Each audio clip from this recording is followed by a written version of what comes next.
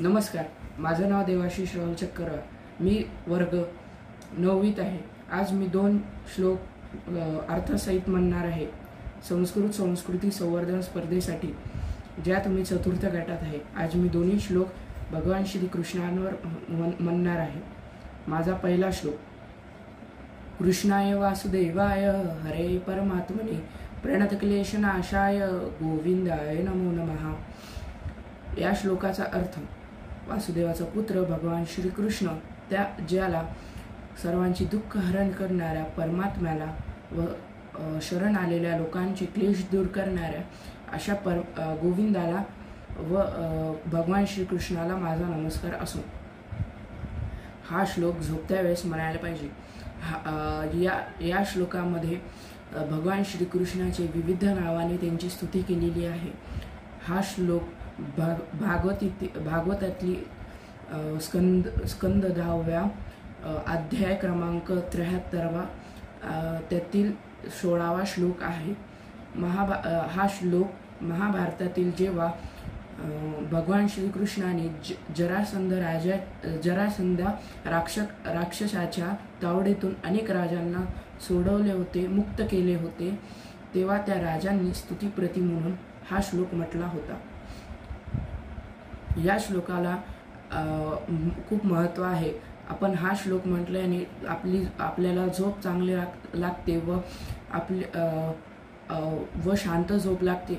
सर्व दिवसभरातील सर्व कष्ट केलेले आपण कष्ट करून आलेलो आपण शांत झोप घेऊ शकतो, असा या श्लोकाचं महत्त्व आहे. माझा दुसरा श्लोक.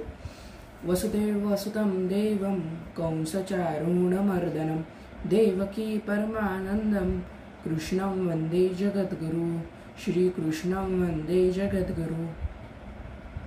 या श्लोकाचा अर्थ असा आहे की जेव्हा भगवान श्रीकृष्णाने त्याच्या मामाला म्हणजे कंसाला व त्याच्या मल्ला म्हणजे चाणूरला, दोघेही राक्षस होते, अशा दोघांनाही मारलं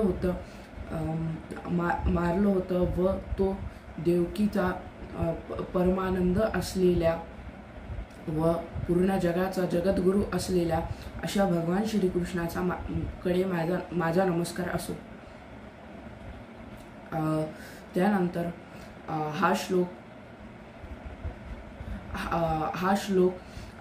आपलं तन व मन शांत करते.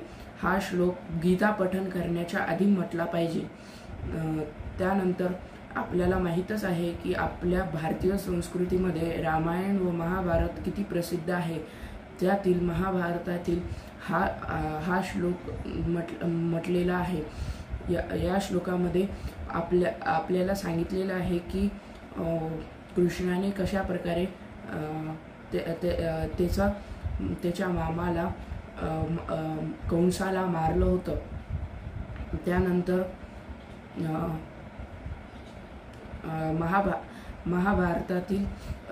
महाभारतामध्ये जेव्हा कृष्णाने अर्जुनाला युद्ध करताना भगवद्गीता सांगितली, तो अर्जुनाच्या निमित्ताने पूर्ण जगाला सांगितल्या गेली होती. म्हणून भगवान श्रीकृष्णाला जगद्गुरु असे म्हटलेले आहे. धन्यवाद.